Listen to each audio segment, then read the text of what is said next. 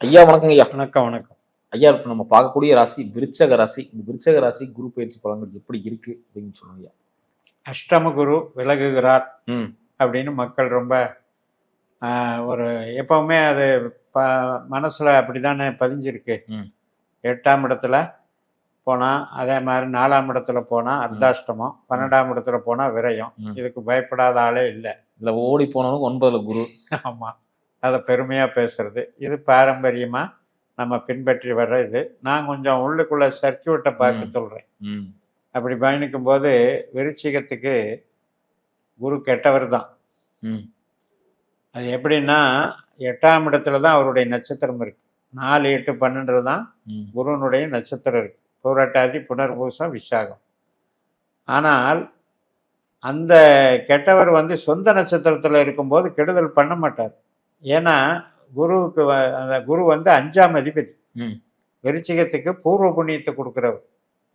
அந்த வகையில் இப்போ கடந்த காலத்துலேயும் அஷ்டம குரு ஒன்றும் பெருசாக பாதிச்சிடல. அதே மாதிரி 5ல் இருக்கிற சனியும் பெருசாக பாதிச்சிடல. இனிமேலும் அதை வந்து டெவலப் தான் பண்ணுமோ ஒழிய பாதிக்காது.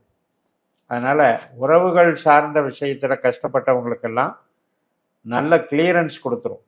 ஒரு குழந்தை பேர், மன வாழ்க்கை, பிரிவினைகள் எல்லாம் இருந்ததெல்லாம் சரி பண்ணி ஒருவருக்கொருவர் அன்பு பரிமாற்றம் பண்ணிக்கிறதுக்கு ஒரு நல்ல வாய்ப்புகளை கொடுக்கும்.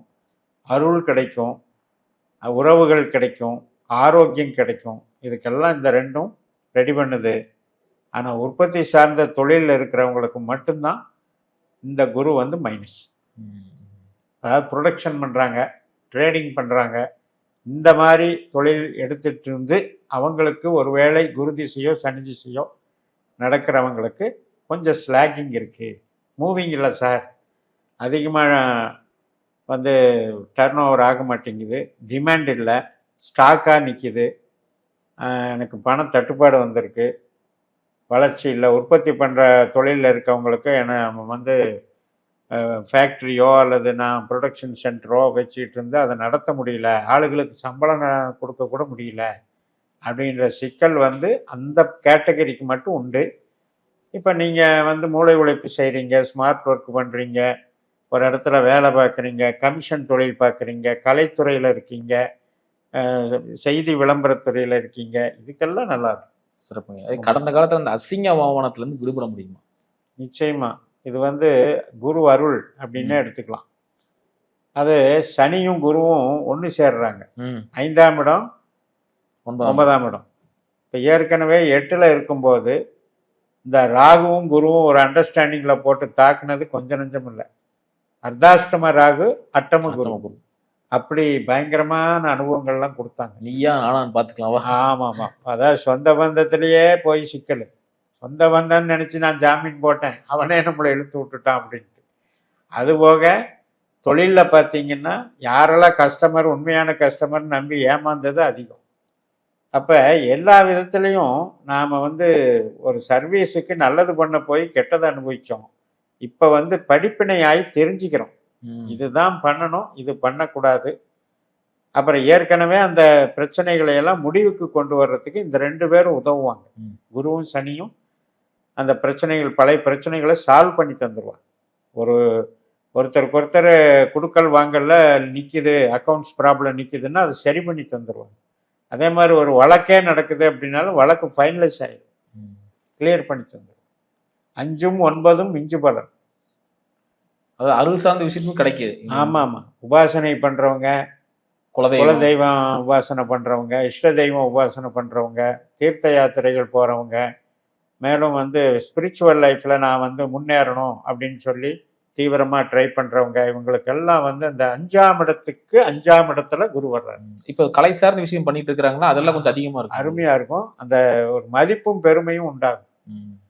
இப்போ கலைன்னு எடுத்துக்கிட்டிங்கன்னா சுக்கிரன் வந்து கவர்ச்சி, குரு வந்து தெய்வீகம், சனி வந்து கொஞ்சம் ஆக்வர்டு, புதன் வந்து கிளவர்னஸ், புத்திசாலித்தனம். இப்படி கிரக ரீதியாக அந்தந்த ஃபீல்டில் அந்தந்த ஜாதகத்தில் எப்படியெல்லாம் கிரகங்கள் தொடர்பு கொள்ளுதோ அப்படியெல்லாம் அந்த கலைத்துறையில் வேஷம் போடுவாங்க. இல்லைன்னா நடிக்கணும்னா அங்கே செவ்வாய் வேலை செய்வார். ஹீரோவா நடிக்கணும்னா அங்க சுக்கிரனும் புதனும் வேலை செய்வாங்க. இப்படித்தான் அந்த கிரகம் வேலை செய்யும். கண்டிப்பா. அப்ப அந்த 5, 9 இவங்களுக்கு அருமையா வேலை செய்யும். ஆனா ஒண்ணு, ப்ரொடக்ஷன் பண்ணக்கூடாது. ம். சம்பளம் வாங்கணும். அப்ப இந்த வேலை தொழில் எப்படிங்க இருக்கு? சர்வீஸ் ஓரியன்டா இருந்தீங்கன்னா நல்லா இருக்கும். ம். இப்ப நீங்க ஒரு இடத்துல ப்ரொடக்ஷன் சென்டர்ல நான் போய் வேலை பார்க்கறேன்னா அவங்கள ஒன்றும் பாதிக்காது. ப்ரொடக்ஷன் சென்டர் ஆரம்பிக்கிறதே பிரச்சனை. முதலாளி ஆகக்கூடாது. மேனுஃபேக்சரிங் பண்ணக்கூடாது. ஆமா, நாம முதலாளின்னு சொல்லக்கூடாது. ம். ஏனென்றால் 10ஆம் இடம் நம்மளுக்கு சிம்மம். ம். சனி 5ஆம் வீட்டுல இருக்கார். அது வந்து 10க்கு 8ஆம் இடம். 8ஆம் இடம். அது போக 10க்கு 12ஆம் இடத்துல குரு வந்துட்டார். ம். இப்ப இவங்க 2 பேருமே போதும் இழுத்து மூடுறதுக்கு. ம். ம். ம். ஒரு பெரிய ஃபேக்டரி வச்சிருக்கேன், சொந்த பிசினஸ் பண்ணியிருக்கேன்னு இழுத்து முடியுவாங்க. ஒருவேளை அப்படி பண்ணிட்டு இருந்தாங்கன்னா இவங்க போய் வேலை செய்யலாம். ஆமா, இது எல்லாரும் பயந்துக்க வேண்டியதில்ல.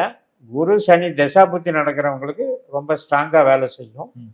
மற்றவர்களுக்கு வந்து நல்ல திசை ஓடிட்டு இருக்கு அப்படின்னா அவங்களுக்கு கொஞ்சம் ஸ்லோவா இருக்கும். இந்த குரு மாறுற வரைக்கும் அந்த கொடுக்கல் வாங்கல், டிமாண்டு, டர்ன் ஓவர் இதெல்லாம் கொஞ்சம் குறைக்கும். ம். ம். ம். எல்லாத்தையும் நம்ம வந்து அப்படியே எடுத்துக்கூடாது. ம். அதே மாதிரி தந்தை மகனுக்கு இருந்த உறவு கருத்து வேறுபாடு எல்லாம் புதுப்பித்து கொடுக்கும்.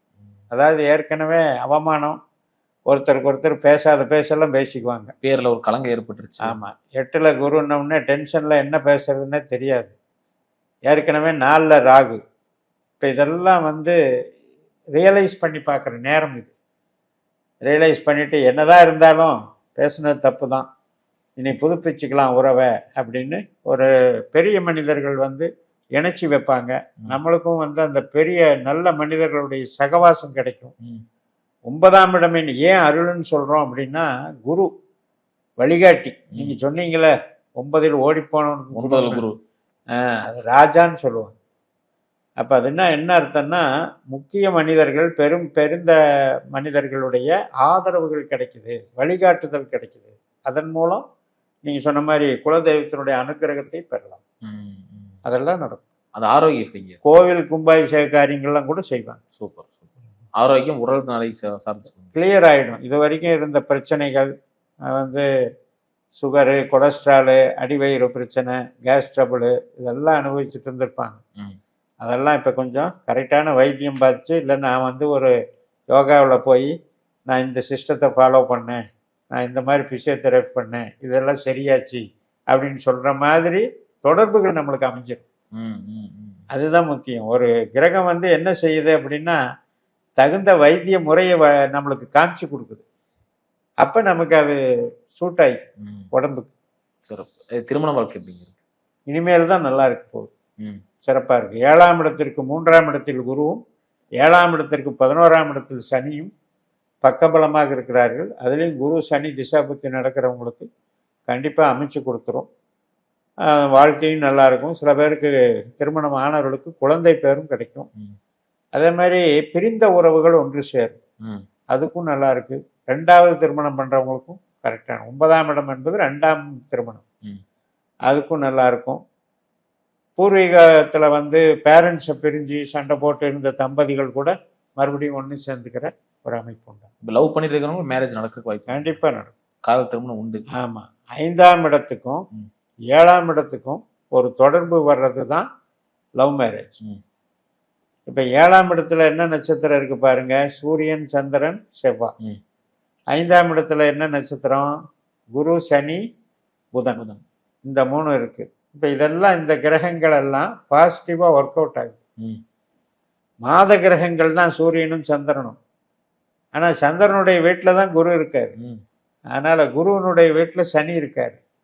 இப்படி எல்லாமே ஒன்றுக்கொன்று அது விருப்ப திருமணம். இப்போ நீங்கள் வந்து 7-5ல் தொடர்பு ஆகும்போது செவ்வாய் மிருகசிரீஷ நட்சத்திரம், சனியினுடைய உத்திரட்டாதி நட்சத்திரம், இதெல்லாம் வந்து அந்த காதல் திருமணத்தினுடைய கனெக்டிவிட்டியை உறுதி பண்ணுது. ம். ம். காதல் திருமணம் உறுதி பண்ணும். அவள் வீட்டில் சொல்லி நடக்கிற மாதிரி இருக்குங்க ஐயா? ஆமாம், அதாவது 2 பக்கமும் ஏற்றுக்கிட்டு செய்யக்கூடிய அமைப்பில் இருக்கு. சிறப்பு சிறப்புங்க. அவங்க ஜாதகத்தில் 5ஆம் இடம் கெட்டு போயிடுச்சுன்னா ஒன்றும் பண்ண முடியும். அது தசாபதியும் பார்க்கணும். ஆமாம், அவங்க ஜாதகத்தில் இப்போ விருச்சிகத்துக்கு 5ஆம் இடத்துல மெயின் புள்ளி யாருன்னா சனி தான். குரு கூட ஒரு பாதம் தான்.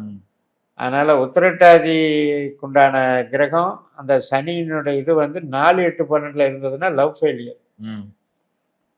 யாருக்கெல்லாம் விருச்சிகத்துக்கு 4ஆம் இடமான கும்பத்திலையும் 8ஆம் இடமான மிதுனத்திலையும் 12ஆம் இடமான துலாத்திலையும் ம். சனி இருந்ததுன்னு வைங்க, இவங்க காதலை மறந்துட வேண்டியது.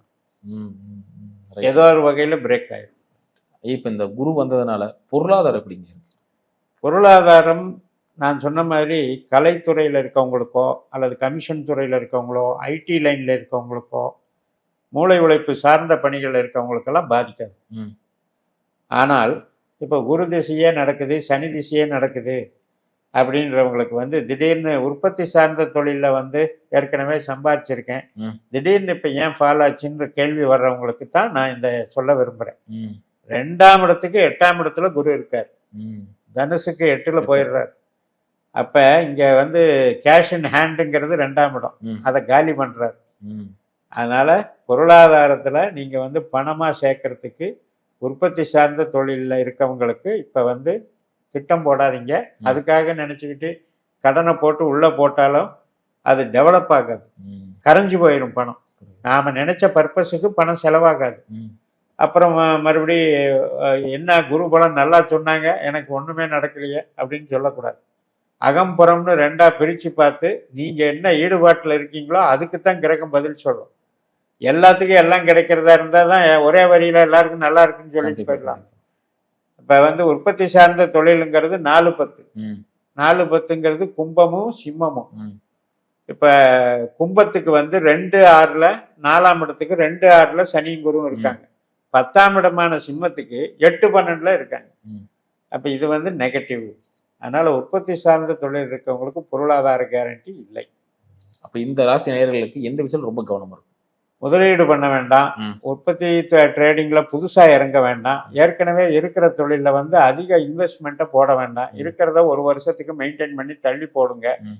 இல்லை அடிஷனலாக டெஸ்டிங்கு, மார்க்கெட்டிங்கு மற்றும் கமிஷன் வகை தொழில்கள் இதெல்லாம் அடிஷனலாக டிஜிட்டல் மார்க்கெட்டிங் பண்ணுங்கள். அதெல்லாம் கொஞ்சம் வந்து ஒற்றைப்படை பாவம், ம். 5ஆம் இடம் 9ஆம் இடத்தோட கனெக்ட் ஆகுது. ம். அந்த மாதிரி தொழிலை கொஞ்சம் உள்ள நுழைஞ்சிருங்க இப்போவே. ம். இந்த ஒரு வருஷத்தை அப்படி ப்ராக்டிஸ் பண்ணிட்டீங்கன்னா அந்த ஒரு வருஷத்துக்கு அப்புறம் எல்லாம் நமக்கு டெவலப் ஆகிடும். சரி, மாற்றம். ரொம்ப அற்புதமா சொன்னீங்க. மீண்டும் அடுத்த காலம் சந்திப்போம். நன்றி.